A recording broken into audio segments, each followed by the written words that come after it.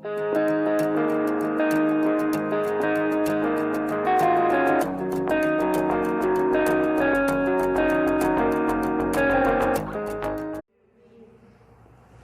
a sua Bíblia aberta aí, vamos reler os versos. Diz lá, o verso 15 que nós lemos, do texto lá de 2 Reis, diz assim: e o servo do homem de Deus, verso 15, se levantou muito cedo e saiu. E eis que um exército tinha cercado a cidade com cavalos e carros. Então o servo lhe disse: ai, meu senhor, que faremos? Ai, meu senhor, o que faremos? Essa foi a palavra do servo.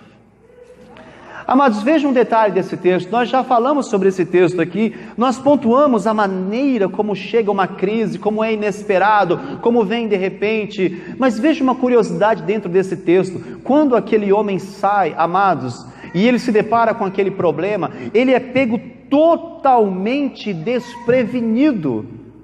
Ele é pego totalmente de surpresa. Por que isso aconteceu na vida daquele servo? Por que isso aconteceu na vida dele? Porque ele caminhava com olhos naturais. Por isso que quando chegou o dia daquela tragédia, chegou o dia daquela tribulação, ele não conseguiu enxergar além. Ele se desespera com aquilo que ele está vendo, porque os olhos eram naturais. Amados, eu e você muitas vezes fazemos isso. Nós vivemos a nossa vida com esses olhos, nós vivemos nossa vida com os nossos pensamentos, com os nossos desejos, com as nossas ações, são nossas posturas, são nossas decisões que estão regendo todas as coisas, é os nossos sentimentos que estão conduzindo a nossa vida. E quando então chega o dia em que algo acontece, uma situação difícil acontece, um problema acontece, aí então nós vamos até Deus buscar o milagre, exercer fé. Aí então nós vamos até o Senhor, aí então nós pensamos no sobrenatural. Sabe qual é o problema disso, amados? É que não dá para você ligar Deus como se Ele fosse um botão e de repente você o aciona quando você necessita. Não funciona desta forma. Se nós não conseguirmos enxergar o sobrenatural de Deus, o milagre de Deus, em um dia comum, no dia da dor, amados, não vai funcionar. Não dá para você acionar isso como um botão. A presença do Pai, ela é constante na nossa vida, para que funcione, amados, para que este Deus tão cheio de amor nos ajude. É necessário que quando você não precisar de ajuda, você estar contando com Ele, você estar enxergando Ele, você estar vendo Ele e se relacionando com Ele, porque então no dia em que você precisar, Ele vai estar lá, pronto, com a mão estendida, e Ele vai te socorrer no dia da sua angústia. Mas não dá para ativar isso quando, sabe, ao nosso bel prazer. Não dá para ativar isso quando vier a necessidade. Não dá para lembrar de Deus, amados, somente no dia da luta, da angústia. Aquele homem foi pego totalmente desprevenido. Totalmente desprevenido. Por quê? Porque ele não estava caminhando com Deus. Porque se ele estivesse, ele não teria receado. Se ele estivesse na presença de Deus, ele teria olhado, então logo ele veria. Quem sabe os olhos dele já não teriam sido abertos, e ele olharia para o monte atrás e veria todos aqueles carros e cavalos de fogo da parte de Deus. Mas ele não estava, amados, caminhando na presença de Deus. Por isso que ele não vê nada, por isso que bate o desespero. É isso que vai acontecer conosco, se nós não caminharmos debaixo da graça e da presença de Deus. É exatamente isso que vai acontecer conosco.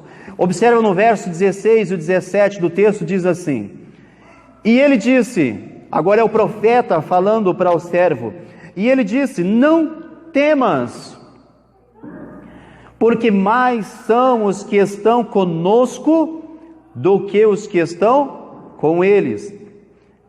Isso foi uma afirmação de Eliseu.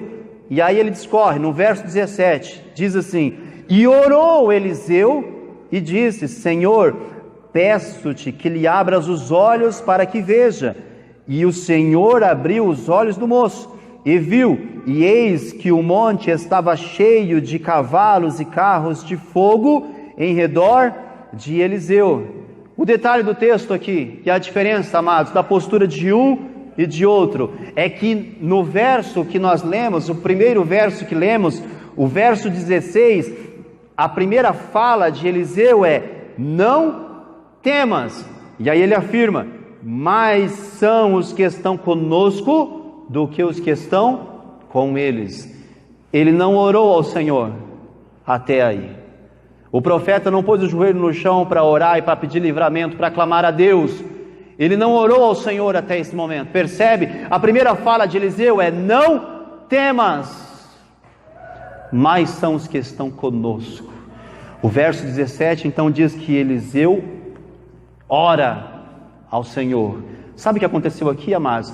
A primeira reação daquele homem foi a certeza da bênção de Deus. E sabe de uma coisa? Ele não precisou acionar Deus, ele não precisou ligar o botão, ele não precisou ir lá e falar: agora eu preciso de Deus, eu vou orar, eu vou clamar. Ele não precisou fazer nada disso. Ele já declarou antes, ele falou: não temas, mais são os que estão conosco. Sabe por quê? Porque Deus já era real na vida dele. Porque Deus era real na vida do profeta naquela manhã, aquela manhã comum, que eles acordam para tomar café, onde nada estava acontecendo. Quando surgiu, amados, a necessidade, o profeta declara quem ele era, a forma como ele via, a forma como ele vivia a vida dele, num contexto sobrenatural. Então, amados, o que isso quer dizer para nós? Eu não sei o que você tem feito no dia da sua dor, eu não sei de que maneira você tem reagido quando chega o dia mau, quando chega o dia da tristeza, quando chega a notícia ruim para a sua vida, mas a nossa palavra é a seguinte: eu não vou temer, eu sei o Deus a quem eu sirvo. Essa é a nossa palavra.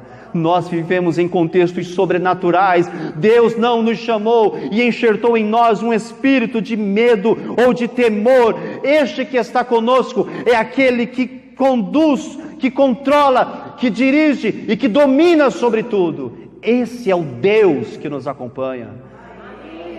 Nós não podemos, não devemos debruçar diante de circunstâncias